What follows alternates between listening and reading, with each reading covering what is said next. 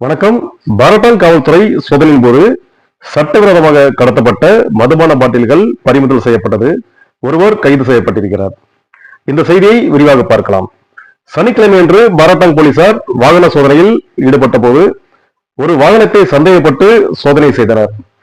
அதில் SI சுப்பிரமணிய அவர்கள், SHO PS பாரட்டாங், உயர்நீதிமன்ற மாதவராவ், காவல்துறை அதிகாரிகள் M அசோக்குமார், சுரேஷ்குமார் மற்றும் சேர்வை ஆகியோரின் கீழ் இந்த சோதனை வெற்றிகரமாக நிகழ்த்தப்பட்டிருக்கிறது.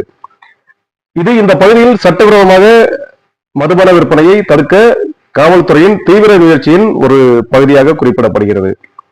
சோதனையின் போது சந்தேகத்துக்கிடமான ஒரு வாகனத்தை சோதனையிட்டதில் அந்த வாகனத்தில் கொண்டு செல்ல இருந்த 420 IMFL மதுபான பாட்டில்கள் பறிமுதல் செய்தனர் போலீசார். சட்டவிரோதமாக வைத்திருந்த அந்த நபரின் பெயர் V துரைசாமி என்று அறியப்படுகிறார்.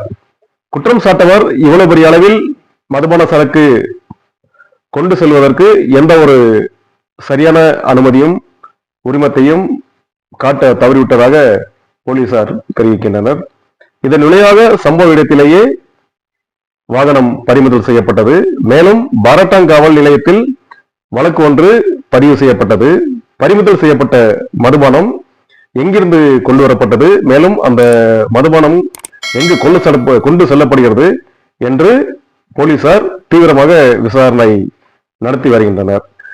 அந்தமான் நிக்கோபார் காவல்துறை தீவுகளில் உள்ள சட்டவிரோதமாக நடத்தப்படும் மதுபான நடவடிக்கைகளை ஒழிப்பதில் உறுதியாக இருக்கின்றனர் என்பதை மறுபடியும் நிரூபித்து இருக்கின்றனர். நன்றி, வணக்கம்.